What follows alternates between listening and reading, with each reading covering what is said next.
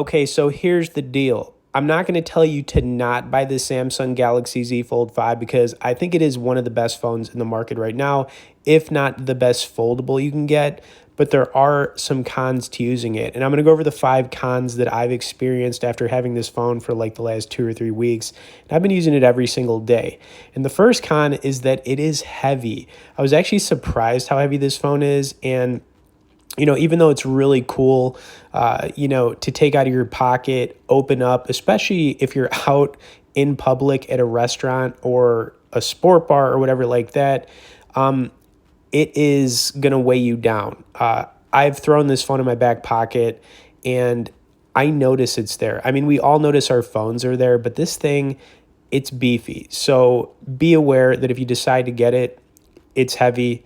Don't expect it to be light by any means. The other thing is that because it's a bigger phone, the battery size on it probably should be a little bit bigger. Now, I haven't experienced a bad battery life on this phone, but with a 4400 mAh built-in battery on a phone this large, that's actually pretty small. To give you a comparison, if you bought a normal size phone with like a 6-inch display, a lot of those phones, especially the Pixel series phones right now, have batteries that are actually larger than what comes in this phone, which is kind of surprising. So battery life on this phone is going to be average. That's another thing you should be aware of.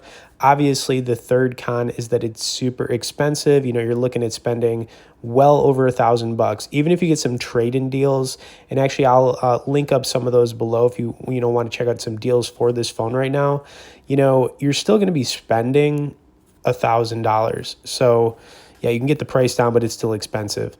Another thing is that it's not easy to use one-handed. And it's a great phone for multitasking, but you're not going to be able to really just pull this out with one hand and use it. You're always going to need to use 2 hands. And really the last thing here is that it's only got a 4-megapixel camera support on the foldable screen, which is a little bit weird. So for selfies, this isn't going to be the greatest when it comes to that. But I still think the phone is definitely worth getting, guys. But I did need to point out it's not perfect by any means, but it is still pretty darn awesome. Okay, so the next thing I want to do is because, we like to game here, I'm going to do some gaming on this phone probably for a few minutes. If you could tap the like button as you're watching this. Also, if you have any questions specifically for me, feel free to message below. I'll get back to you.